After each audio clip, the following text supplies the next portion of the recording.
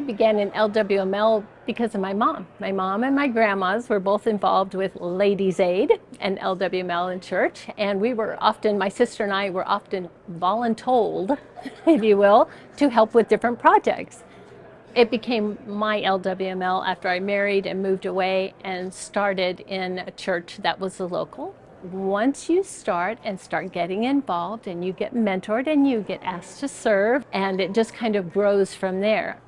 LWML, which stands for Lutheran Women's Missionary League, has taken a look at being more descriptive in who we are. And so we are kind of working on a rebranding, and it takes out kind of that alphabet soup of the acronym and puts in a more descriptive phrase, which will be Lutheran Women in Mission.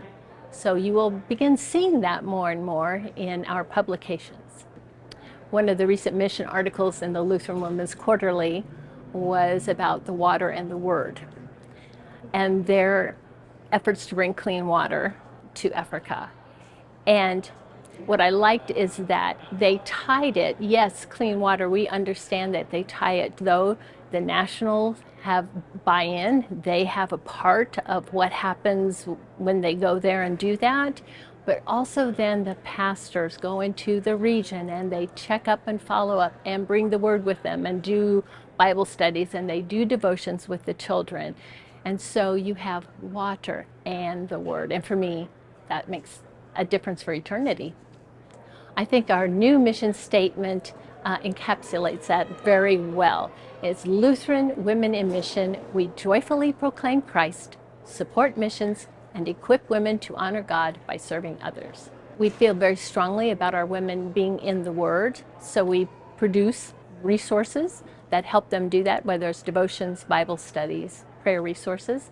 And then that mission support end of things. Not only do our, what we call mite offerings, our donations go to support mission grants, but we support our missionaries through prayer and our mission grant recipients, our mission agencies, our mission partners, if you will, and our church workers. And then the third part was that service, because we are just kind of the hands and feet of Jesus within our local communities and across the world with our acts of service.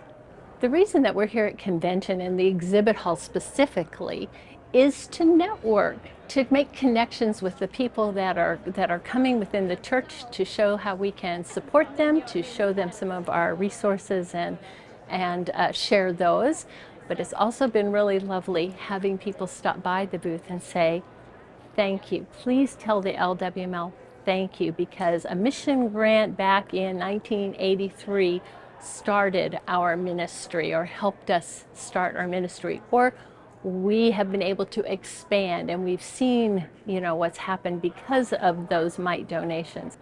The mite box, the LWML mite box, started back in the 1940s. It was just a way for the woman to be able to put maybe that dime or that nickel or a stray penny in the box, but when they gathered together and then collected within maybe their zone, a collection of churches, and they sent it to their district, it made an impact for the gospel. And even today, you do still see those mite boxes in churches or in homes. But of course, things change, and now we do everything from cash to online donations and legacy gifts even. But it started with that little mite box. Some of the major milestones that we have been able to celebrate recently, it was in 2022, we celebrated our 80 years.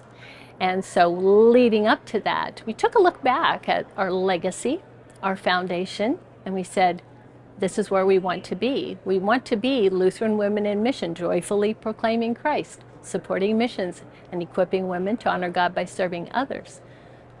So going forward, we are looking at ways to creatively and maybe being flexible in how we engage the women of the Lutheran Church Missouri Synod as Lutheran Women in Mission.